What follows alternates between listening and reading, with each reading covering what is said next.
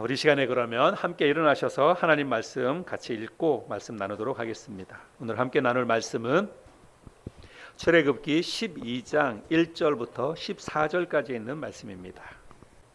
여호와께서 애굽 땅에서 모세와 아론에게 일러 말씀하시되 이 달을 너희에게 달의 시작 곧 해의 첫 달이 되게 하고 너희는 이스라엘 온 회중에게 말하여 이르라.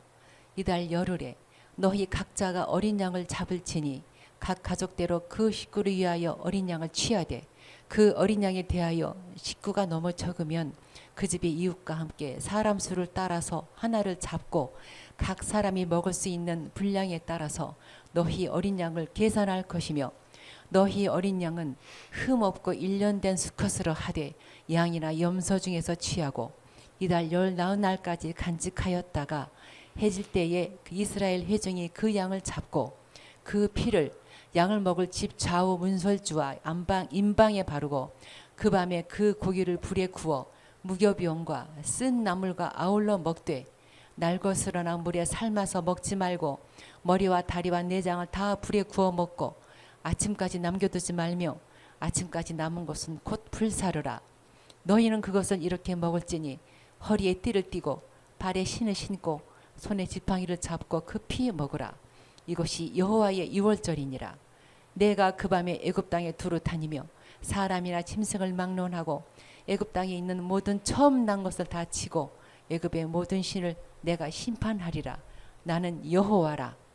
내가 애굽 땅을 칠 때에 그 피가 너희가 사는 집에 있어서 너희를 위하여 표적이 될지라. 내가 피를 볼 때에 너희를 넘어가리니 재앙이 너희에게 내려 멸하지 아니하리라. 너희는 이날을 기념하여 여호와의 절기를 삼아 영원한 규례로 대대로 지킬지니라. 요즘은 가가오고 이렇게 다니면서 전도하는 게 참 많이 힘들어졌습니다. 초창기만 하더라도 전도 정말 많이 했습니다. 교회를 여기 개척하고 전도해야지요. 개척했으니까. 그래서 전도하는데 여기 포스홈타운 아파트도 있고 밑에 GS 아파트도 있고 또 동아 솔레시티 아파트도 있고. 그 매일 전도지 가지고 나가는 거예요.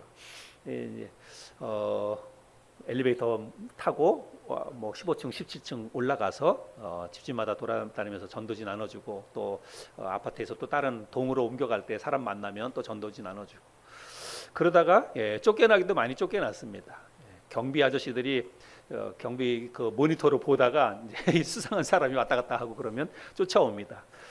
우리 GS 아파트에 전도할 때 기억이 나는데 그 아파트에 살고 있던 우리 한 자매님하고 같이 거기 전도를 했었는데 늑달같이 그 경비 아저씨가 쫓아온 거예요. 그래서 여기서 지금 뭐 하느냐고 막 당장 나가라고 그래서 위에다 전도지 꼽아놓는 거 지금 다 올라가서 회수해 가지고 가라고 그랬더니 이제 그 살고 있는 그 자매님이 이제 이렇게 이야기하면서 나도 여기 살고 있다고 이야기하면서 어차피 꼽아놓은 거는 그냥 놔두게 하라고 그렇게 해서 그냥 넘어가기도 하고 그랬습니다. 그러니까 지금 생각해 보면 지금은 뭐 그보다 훨씬 더 엄격하게 관리를 하기 때문에 이제 아예 아파트 단지는 들어가기 어렵습니다. 이거 뭐 번호 이런 거 다 입력하고 그래야 되니까 요즘은 들어가기도 어렵죠.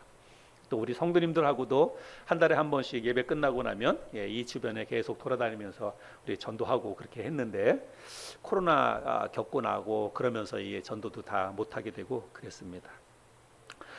그렇게 전도하는 게 뭐 효과가 얼마나 있느냐, 그렇게 전도해서 사람들이 얼마나 왔느냐 이렇게 따지면 효과를 논하면 뭐 사실은 그렇게 효과적이진 않습니다. 근데 우리가 효과를 논하기 전에 저 스스로부터 전도에 대한 열정이 너무 많이 식어졌다 이런 생각이 많이 듭니다. 다시 회복하고 영혼 구령을 위해서 전도 열심히 해야 되겠다 이런 생각을 해보게 됩니다.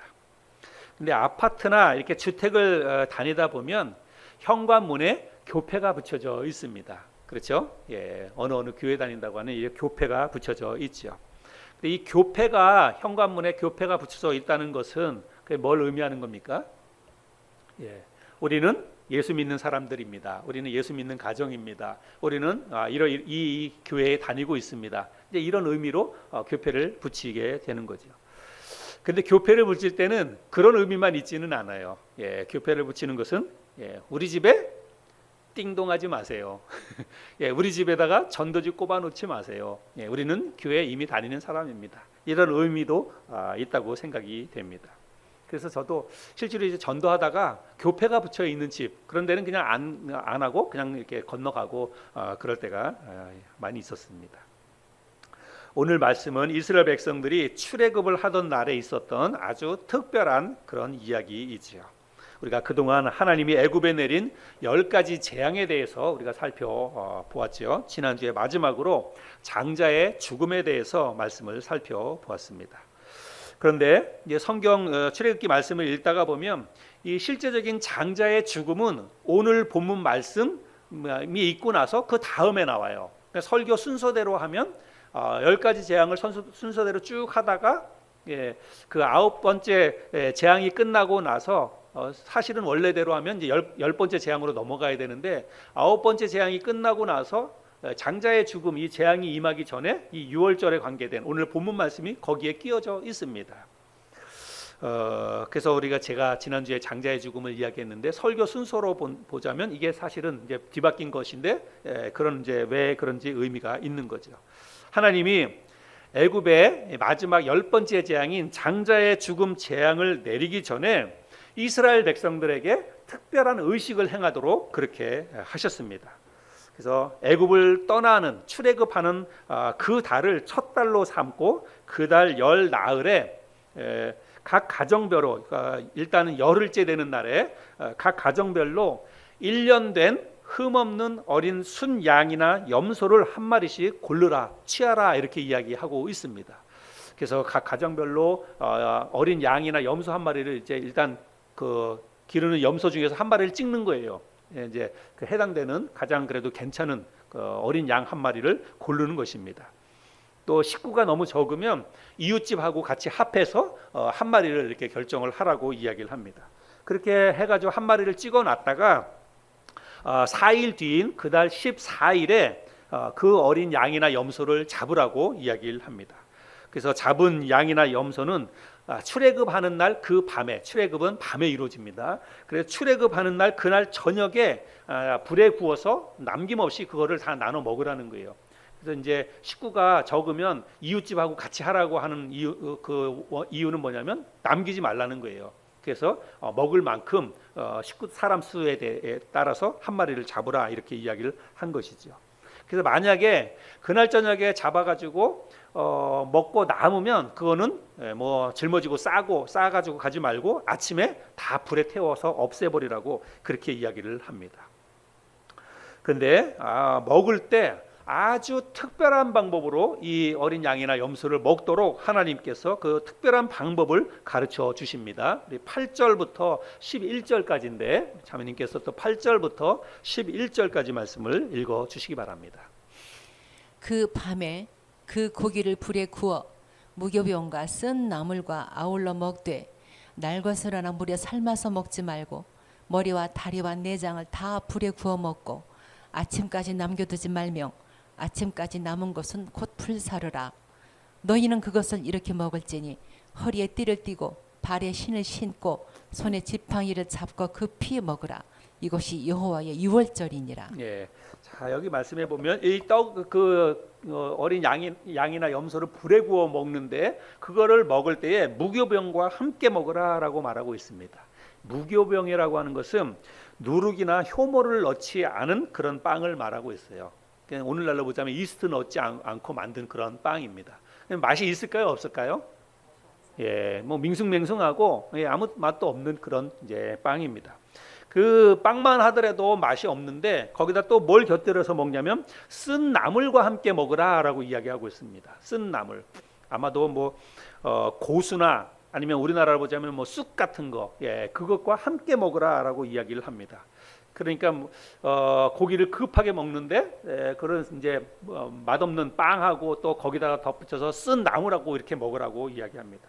왜 하나님께서 이 쓴 나물과 함께 이렇게 먹으라고 이야기를 했을까 생각을 해보게 되는데 이 유월절은 하나님께서 나중 말씀도 살펴보겠지만 이날 한 번만으로 끝나는 게 아니에요. 대대로 1년에 한 번씩 그 유월절이 되면 이스라엘 백성들은 그 날을 기억하면서 이렇게 고기, 그 양이나 염소 고기를 먹으면서 이 쓴나물을 먹어야 되는 거예요. 근데 우리가 어떤 음식점에 가서 음식을 먹고 나면 오랫동안 기억되는 집이 있어요. 예, 오래 기억되는 집. 어떤 집이냐면 두 가지예요. 너무 맛있게 잘 먹었다는데, 그죠? 너무 맛있게 음식이 너무 맛있어가지고 잘 먹으면 그 집을 또 가고 싶어서 기억이 납니다. 또 하나 기억이 나는 거는 예, 비싼 돈을 냈는데 뭐 아주 진짜로 엄청 맛이 없는 집. 예, 내가 두 번 다시 저 집에 가나 봐라. 그렇게 하는 의미로 근데 그 집을 또 기억하는 거예요. 예. 그래서 이 쓴 나물과 함께 먹으라고 한 것은 이날을 절대로 잊지 말아라. 고통스럽게 정말 억지로 이렇게 먹었던 그 기억을 생각하면서 그 날을 기억하라고 하는 그런 의미로 쓴 나물과 함께 먹도록 그렇게 하셨지 않았을까? 이건 그냥 제 생각이에요. 정확한 건 하나님의 마음은 정확히 잘 모르니까 아마도 그렇지 않았을까 생각이 됩니다. 그런데 그것보다 더 중요한 게 있는데 이 먹을 때 어떻게 먹으라고 했냐면 여기 말씀해 보니까 허리에 띠를 띠고 발에 신을 신고 손에 지팡이를 잡고 급히 먹으라 이렇게 말하고 있습니다. 그렇죠? 근데 여러분 집에서 어른들이 아이들 우리 자기 자녀들에게 밥 먹을 때 뭐라고 말합니까? 천천히 꼭꼭 씹어 먹으라 이렇게 얘기하죠. 천천히 꼭꼭 씹어 먹으라고 그럽니다. 왜요? 급하게 먹으면 체하니까 급하게 먹으면 탈나니까 음식을 먹을 때는 천천히 꼭꼭 씹어 먹으라 이렇게 이야기를 합니다. 그런데 우리 하나님은 급히 먹으라 이렇게 이야기를 합니다. 오늘 이 본문 이 말씀 11절 말씀을 읽어보니까 군대 생각이 나요. 군대.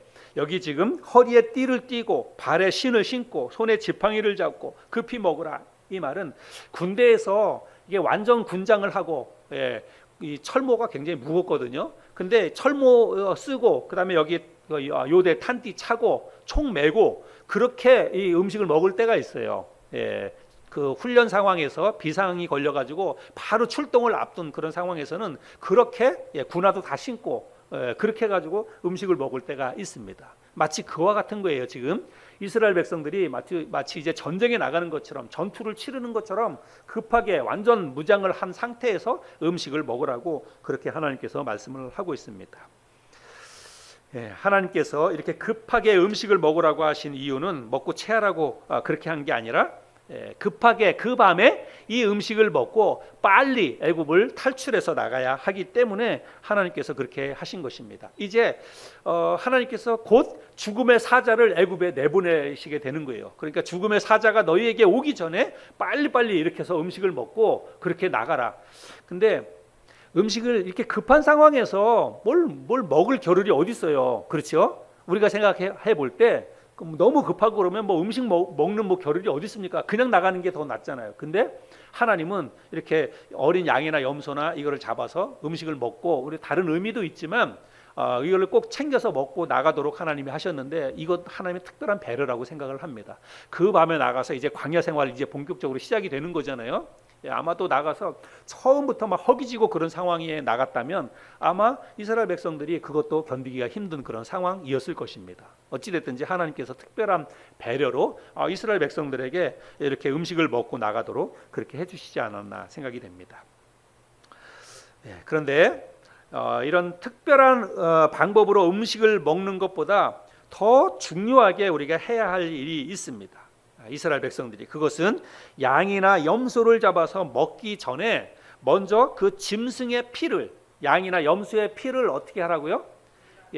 문 임방이나 좌우 설주에 바르라고 이야기합니다. 문 임방은 이 위쪽을 이야기하는 것이고 그 왼쪽 오른쪽 설주는 여기를 말하는 것입니다. 그러니까 이렇게 문 디귿자로 거기다가 그 짐승의 피를 바르라고 피를 뿌리라고 그렇게 이야기를 하고 있습니다. 본문 말씀해 보면 7절에 보니까 그 피를 양을 먹을 집 좌우 문설주와 임방에 바르고 이렇게 얘기하고 있고요. 21절부터 23절도 보면 모세가 이스라엘 모든 장로를 불러서 그들에게 이르되 너희는 나가서 너희의 가족대로 어린 양을 택하여 유월절 양으로 잡고 우슬초 묶음을 가져다가 그릇에 담은 피에 적셔서 그 피를 문 임방과 좌우 설주에 뿌리고 아침까지 한 사람도 자기 집 문 밖에 나가지 말라.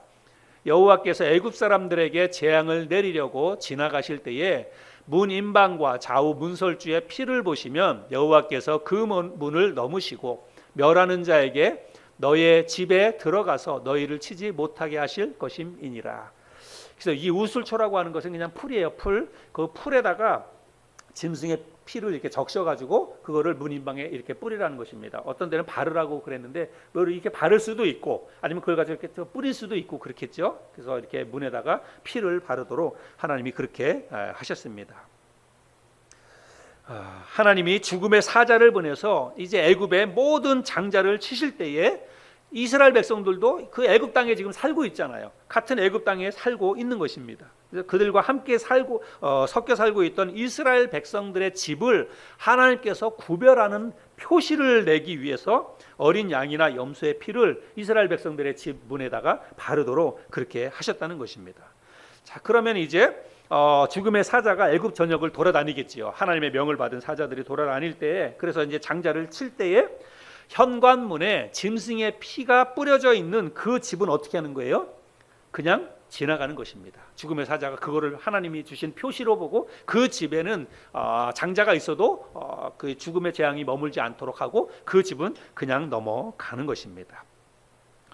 12절 13절 말씀에 보면 내가 그 밤에 애굽 땅에 두루다니며 사람이나 짐승을 막론하고 애굽 땅에 있는 모든 처음 난 것을 다 치고 애굽의 모든 신을 내가 심판하리라. 나는 여호와라. 내가 애굽 땅을 칠 때에 그 피가 너희가 사는 집에 있어서 너희를 위하여 표적이 될지라. 내가 피를 볼 때에 너희를 넘어가리니 재앙이 너희에게 내려 멸하지 아니하리라. 그래서 하나님께서 이스라엘 백성들의 집을 재앙을 넘어가게 하는 그 표시로 좀 어린 양의 피를 뿌리라고 말씀을 하셨습니다. 근데 이 말씀의 12절에 보니까 표적이 된다. 너희를 위해서 뭐가요? 그 어린 양의 피가 표적이 된다라고 말씀을 하고 있죠. 여기 표적이라고 하는 이 말을 영어 성경에서는 사인이라고 이렇게 표시하고 있습니다. 우리들이 잘 알죠? 예, 표시를 내는 거예요. 어떤 기호로 삼아서 사인, 표시라고 이렇게 되어 있는데 이 말은 히브리어로는 오트라고 하는 히브리어 단어가 쓰였습니다. 근데 이 오트라고 하는 단어는 물론 표시, 뭐 기호 이런 뜻도 있지만 표적, 이적, 기적 이런 뜻도 있습니다. 한 단어에. 그러니까 하나님께서 이 어린 양의 피가 표시가 되도록, 그래서 죽음의 사자가 그냥 지나가도록 저걸 보고 여기는 아니구나 하고 그냥 지나가도록 하는 표시가 되기도 하지만 이 단어 속에는 표적이라고 하는, 기적이라고 하는 이런 뜻도 있다는 것입니다. 그날 죽음의 사자가 온통 애굽 전역을 휩쓸고 지나갈 때 이스라엘 백성들의 그 집에는 정말 하나님의 기적과 같은 역사가 주어지는 거예요. 그래서 기적과 같이 그들이 죽음을 모면하게 되었다. 이런 의미도 있다는 사실이죠. 하나님은 이스라엘 백성들이 이제 애굽을 떠나서 가나안에 들어가게 되더라도 대대로 유월절 그 날을 지키라고 하나님이 말씀을 하십니다. 오늘 본문 말씀에도 기록되어 있는데 14절에 보면 너희는 이 날을 기념하여 여호와의 절기를 삼아 영원한 규례로 대대로 지킬지니라. 그래서 그날 한 번으로 끝나는 게 아니라 가나안 땅에 들어가서도 매년 그달 첫 달 14일이 되면 유월절, 우리가 애굽에서 어떻게 빠져나왔나 그날을 기억하면서 유월절을 지키라고 하나님이 말씀을 하셨습니다. 또 24절부터 27절 말씀도 보면 너희는 이 일을 규례로 삼아 너희와 너희 자손이 영원히 지킬 것이니 너희는 여호와께서 허락하신 대로 너희에게 주시는 땅에 이를 때에 이 예식을 지킬 것이라. 이후에 너희가 너희의 자녀가 묻기를 이 예식이 무슨 뜻이냐 하거든 너희는 이르기를 이는 여호와의 유월절 제사라. 여호와께서 애굽 사람에게 재앙을 내리실 때에 애굽에 있는 이스라엘 자손의 집을 넘으사 우리의 집을 구원하셨느니라 하라 하매 백성이 머리 숙여 경배하니라. 그래서 이런 의미를 담고 있는 유월절이기 때문에 너희들이 이 애굽을 떠나서 가나안 땅에 가더라도 매년 유월절이 되면 이 절기를 반드시 지키라고 그렇게 말씀을 하고 있습니다. 그래서 모세가 이렇게 백성들에게 이야기를 전한 거예요. 지금 하나님 말씀을 듣고 나서 다 이야기를 하고 이스라엘 백성들이 모세의 말을 듣고 집으로 돌아가서 이제 어린 양을 취해서 어린 양을 잡고 또 문설주에 바르고 이런 일들을 다 했다는 것입니다. 그리고 이제 그 밤에 애굽에 죽음의 사자가 들이닥쳐서 애굽에 있는 모든 처음 난 것들이 다 죽임을 당하는 재앙이 임하게 되죠.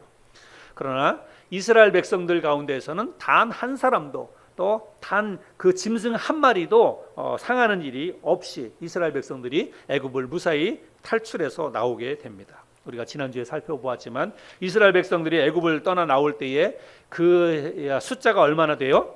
장정만 60만 명. 전체적으로 보면 200만 명이 넘는 그렇게 어마어마하게 많은 이스라엘 백성들이 애굽을 빠져나오는데 단 한 사람도 짐승 한 마리도 상하는 사람이 없이 오히려 더 많은 것들을 취해서 은근 패물을 가지고 이스라엘 백성들이 애굽을 빠져나오게 됩니다. 이런 말씀은 한번 그 뭐 영화나 이런 것으로 보면 너무 실감이 나고 그럴 것 같아요. 영화로도 나오기도 하고 그랬는데 모세라고 하는 영화 이런 영화를 보면 이런 장면들이 있지요. 한번 여러분들도 한번 상상력을 동원해 가지고 이런 장면들을 한번 머릿속으로 한번 이렇게 쫙 그려보시기 바랍니다. 그러면 훨씬 더 하나님의 말씀이 조금 더 실감이 나고 그러리라고 생각이 됩니다. 하나님이 애굽 땅에 재앙을 내리기 전에 이스라엘 백성들을 먼저 안전하게 구원해 내십니다. 그리고 그들을 구원해 내는 표시로 각 가정의 현관문에 어린 양의 피를 뿌리도록 그렇게 하셨어요. 근데 여러분 좀 궁금한 게 있지 않습니까? 궁금한 게 있어야 돼요. 왜 하필 어린 양의 짐승을 잡아서 어린 양의 피를 뿌리라고 했을까라고 하는 거예요.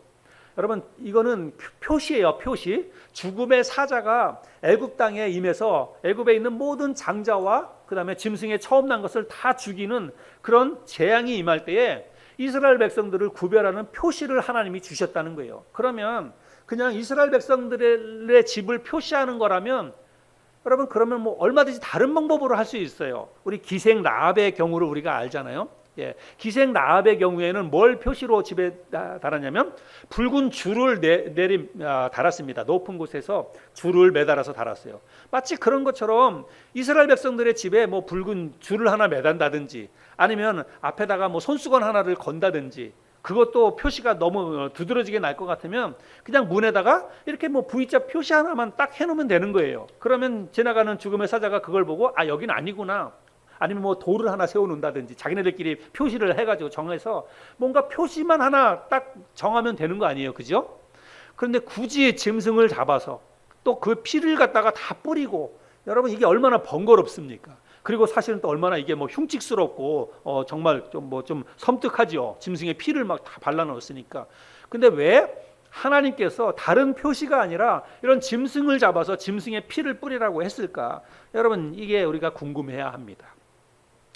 왜 그랬는지는 우리가 이 말씀을 통해서 하나님의 복음을 우리가 여기서 만나게 됩니다. 하나님께서 왜 어린 양의 피를 바르도록 했는지 그 의미를 우리가 되새겨보면 정말 놀라운 하나님의 복음을 우리가 깨닫게 될 수가 있다는 것입니다.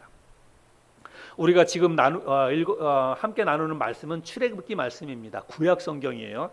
여러분 구약 성경 안에는 예수 그리스도에 대해서 예수 그리스도라고 하는 말이 한 번도 등장하지 않습니다. 그 이름이 예수님의 이름이 한 번도 구약 성경에는 기록되어 있지 않습니다. 그리고 실제적으로 예수님의 사역이나 하신 일에 대해서는 직접적인 언급이 구약 성경에는 단 하나도 없습니다. 그러나 그럼에도 불구하고 우리가 가지고 있는 이 성경 66권은 전반적으로 보면 크게는 예수 그리스도에 관한 책이다라고 여러분 그렇게 이해를 하셔야 됩니다. 구약 성경에는 예수님에 대한 직접적인 언급이 없지만 예수님의 삶과 예수님의 사역을 예표하는 그런 말씀이 여러분 많이 기록되어져 있습니다. 제가 예를 들어서 한 군데만 보여드리면 창세기 3장 15절인데요. 여러분 창세기 3장 15절 말씀을 한번 볼까요? 우리 같이 한번 좀 읽어보겠습니다. 시작. 내가 너로 여자와 원수가 되게 하고 내 후손도 여자의 후손과 원수가 되게 하리니 여자의 후손은 내 머리를 상하게 할 것이요 너는 그의 발꿈치를 상하게 할 것이니라 하시고. 이 말씀해 보니까 여기 너가 나오는데 여기서 말하는 너는 뭐냐면 뱀을 말하고 있습니다. 그래서 하와를 꼬드겨서 선악과를 따먹게 한 그 뱀과 지금 하나님이 대화를 하고 있는 거예요. 근데 하나님께서 내가 너로 여자와 원수가 되게 하고 내 후손도 여자의 후손과 원수가 되게 할 것이다 이렇게 말하고 있습니다. 여기서 너는 뱀이라고 그랬어요. 그러면 너의 후손은 뭐냐면 뱀의 후손은 뭘 얘기하는 거냐면 사탄을 이야기하는 것입니다. 마귀 사탄을 이야기하는 거예요. 그리고 여자는 누구냐면 하와이죠. 그리고 여자의 후손은 누구를 가리키는 거예요? 예수 그리스도를 가리키는 것입니다. 그래서 네가 꼬드겨서 여자 하와에게 선악과를 따먹도록 그렇게 범죄하도록 만들었지. 그리고 너의 후손 마귀 사탄이 이제 여자의 후손인 예수 그리스도의 발꿈치를 상하게 할 것이다 이렇게 말씀을 하고 있습니다. 발꿈치를 상하게 한다는 것은 결국은 예수 그리스도께서 십자가에 달려 돌아가실 것을 의미하는 것입니다. 그러나 예수 그리스도께서 십자가에 달려 돌아가신 것으로 끝난 것이 아니라 여기 뭐라고 얘기하냐면 너의 머리를 상하게 할 것이다 라고 말하고 있습니다. 마귀 사탄의 머리를 상하게 할 것이다 이렇게 이야기하고 있어요. 누가? 여자의 후손이 예수 그리스도가 마귀 사탄의 머리를 상하게 하게 될 것이다 이렇게 말하고 있습니다. 결국은 죽음으로 끝난 것이 아니라 부활하심으로 인해서 죽음의 권세를 마귀 사탄은 예수님을 십자가에 못 박도록 그렇게 했습니다. 그런데 마귀 사탄의 이 계획대로 예수님이 십자가에 달려 돌아가셨지만 그걸로 예수님이 패배한 것이 아니라 다시 죽음의 권세를 깨치고 부활하셨기 때문에 그 부활의 권능으로 마귀 사탄의 머리를 깨트려 버렸다라고 말씀을 하고 있는 거예요. 그래서 이 창세기 3장 15절에는 예수님에 대한 이름이 언급이 없지만 창세기 3장 15절을 사람들이 뭐라고 얘기하냐면 원복음이다 이렇게 이야기합니다. 저 창세기 3장 15절에 예수님의 십자가의 사역과 죽음과 부활에 관한 모든 말씀이 저기에 의미가 담겨져 있는 거예요. 그래서 구약 성경에서는 예수님에 대한 직접적인 언급이 없지만 예수님의 관계돼서 이제 장차 이 땅에 오실 예수 그리스도 메시아에 대한 이런 그 설명 내용들은 성경에 많이 있습니다. 또 오늘 우리들이 살펴본 오늘 본문 말씀, 여러분 하나님이 죽음의 사자가 지나가도록 이스라엘 백성들의 집마다 표적으로 뭘 어린 양의 피를 뿌리도록 그렇게 하셨지요. 그리고 죽음의 사자가 지나가면서 그 어린 양의 피를 바른 그 집을 보면 그 집을 그냥 지나가는 거예요. 여러분 이것이 무엇을 예표하는 것일까요? 오늘 이 본문 말씀에서 어린 양의 피 이것이 무엇을 예표하는 것이냐면 이게 바로 예수 그리스도의 보혈을 상징하는 것이다라고 하는 것입니다.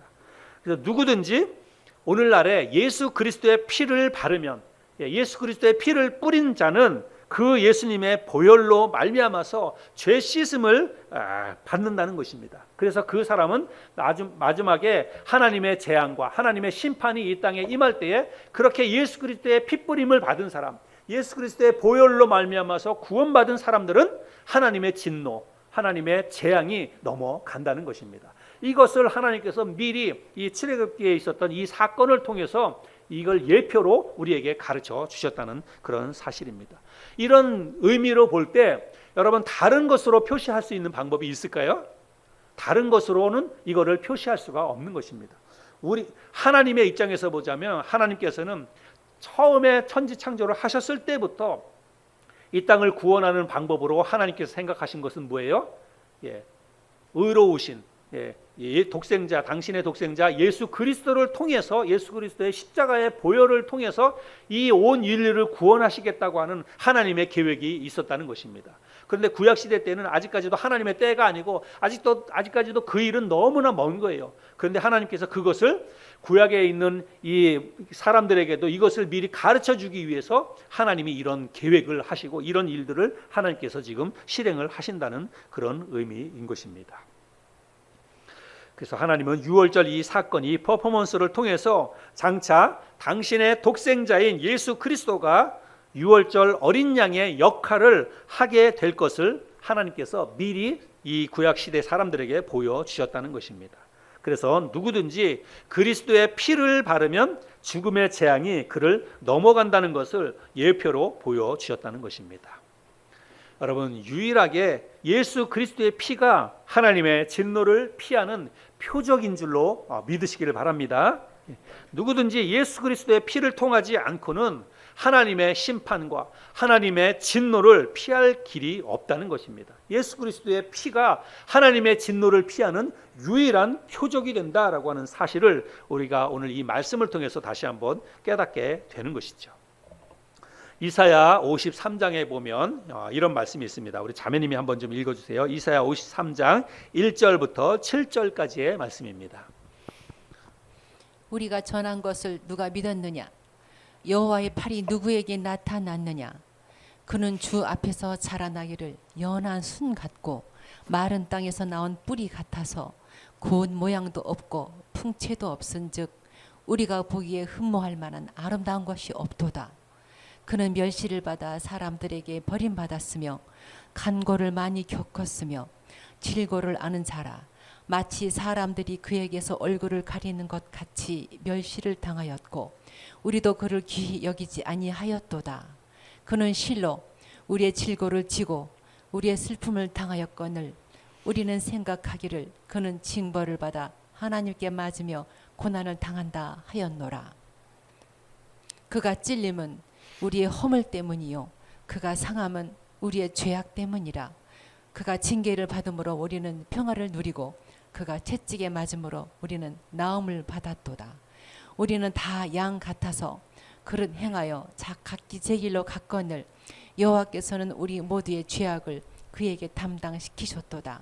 그가 곤욕을 당하여 괴로울 때에도 그의 입을 열지 아니하였으며 마치 도수장으로 끌려가는 어린 양과 털 깎는 자 앞에서 잠잠한 양같이 그의 입을 열지 아니하였도다. 예.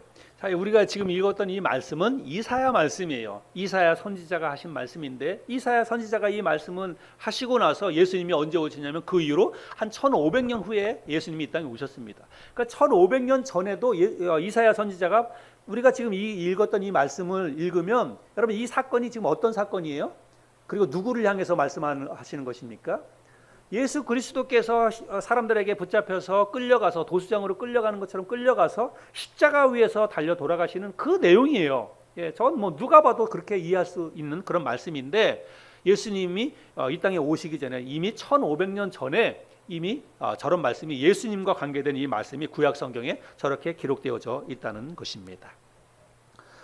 또 요한복음 1장 29절에 보면 침례 요한이 예수님을 처음 보면서 이렇게 이야기합니다. 이튿날 요한이 예수께서 자기에게 나아오심을 보고 이르되 보라 세상 죄를 지고 가는 하나님의 어린 양이로다.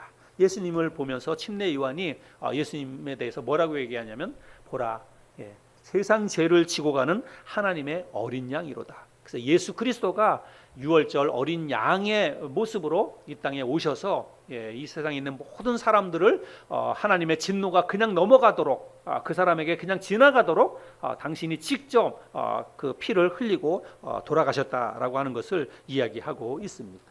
또 베드로전서에서도 이런 말씀을 하고 있는데요. 너희가 알거니와 너희 조상이 물려준 헛된 행실에서 대속함을 받은 것은 은이나 금같이 없어질 것으로 된 것이 아니요 오직 흠없고 점없는 어린 양 같은 그리스도의 보배로운 피로 된 것이라. 우리가 구원받은 것은 흠없고 점없는 어린 양 같은 우리의 오늘 출애굽기의 말씀에서 모세가 이스라엘 백성들에게 양을 취해서 양을 잡으라고 그럴 때 어떤 양을 잡으라고 그랬습니까? 흠없고 점없는 어린 양을 잡으라고 말씀을 했는데 바로 그 흠없고 점없는 어린 양 같은 그리스도의 보배로운 피로 말미암아서 우리도 하나님의 진노에서 벗어나서 구원을 받게 되었다라고 말씀을 하고 있습니다. 애굽에 재앙이 임했던 것처럼 언젠가 여러분 이 세상에도 하나님의 심판과 죽음의 재앙이 임하게 될 것입니다. 그때가 되면 하나님이 보내시는 이 죽음의 사자가 이 온 세상을 다시 한번 휩쓸게 될 것입니다. 여러분 그날 어떤 일이 일어납니까?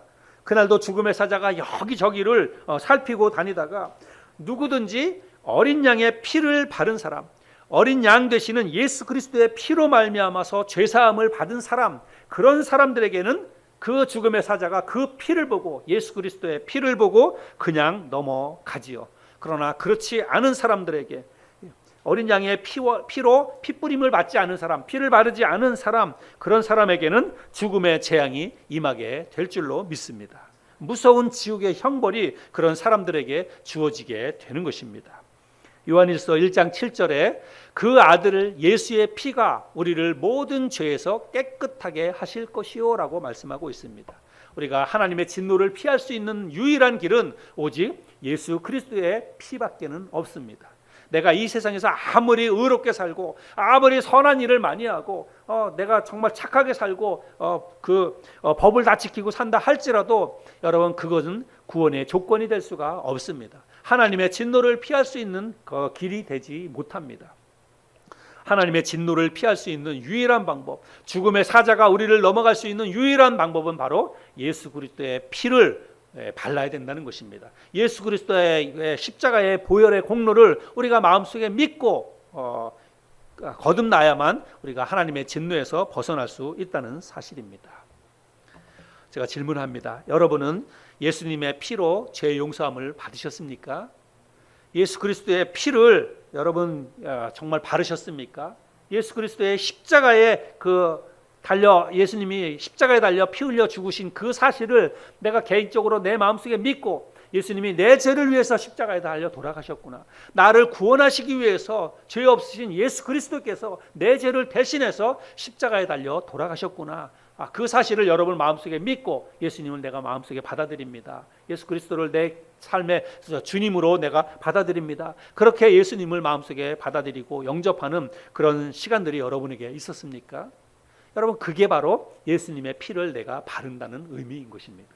예수 그리스도께서 내 죄를 위해서 십자가에 달려 돌아가셨다는 사실을 내가 마음속에 믿고, 마음속에 예수 그리스도를 개인의 구세주로, 주님으로 믿고 받아들이는 것이 바로 문임방과 좌우설주의 피를 바르는 것과 같다는 것입니다.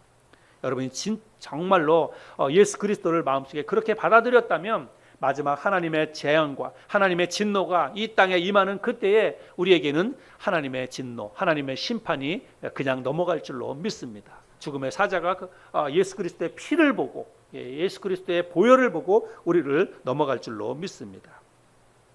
그러나 여러분, 같은 땅, 같은 애굽에 살고 있던 그 사람들에겐 무섭고 끔찍한 죽음의 재앙이 임했던 것처럼 여러분, 세상 끝날에도 그와 같은 일이 일어나게 될 것입니다.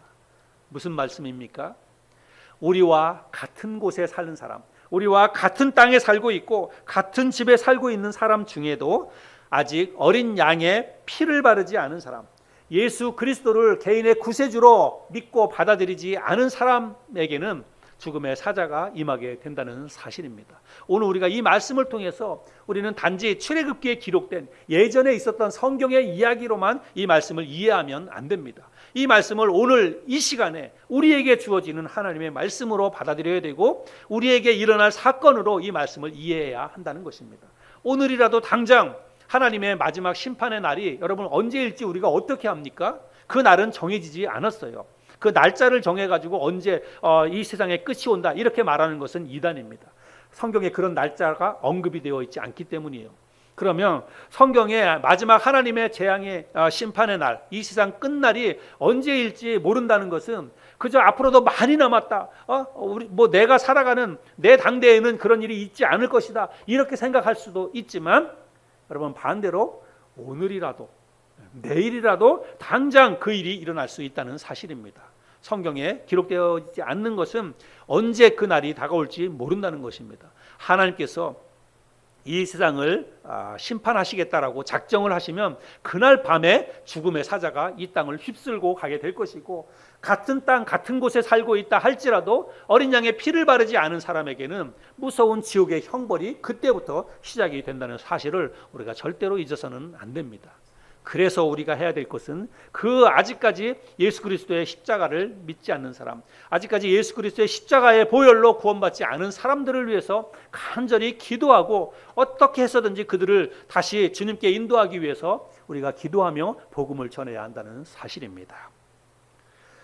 애굽의 마지막 재앙이 임하기 전에 하나님이 사랑하는 이스라엘 백성들을 어떻게 구원해 주셨는지 우리가 오늘 말씀을 살펴보았습니다. 어린 양의 피를 바른 집은 죽음의 사자가 넘어갔지요. 마지막 심판 때에도 이와 똑같이 하나님의 심판이 이루어질 줄로 믿습니다. 예수 그리스도의 십자가의 보혈로 구원받은 사람은 하나님의 나라에 영원토록 들어가서 이스라엘 백성들이 가나안 땅에 들어가는 것처럼 하나님의 영원한 안식처에 들어가게 될 것입니다. 그러나 그날 어린 양의 피와 상관없이 살았던 애굽 사람들이 다 죽임을 당하는 그런 재앙이 임했던 것처럼 마지막 심판 때에도 그와 같은 일이 일어나게 된다는 사실입니다.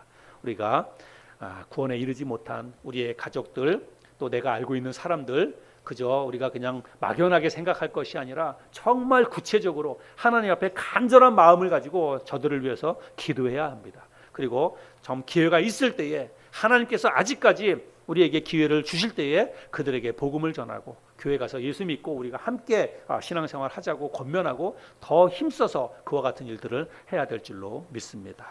오늘 말씀을 잘 기억하고 또 우리가 그렇게 복음 전도에 힘쓰는 저와 여러분 모두가 될 수 있기를 바랍니다.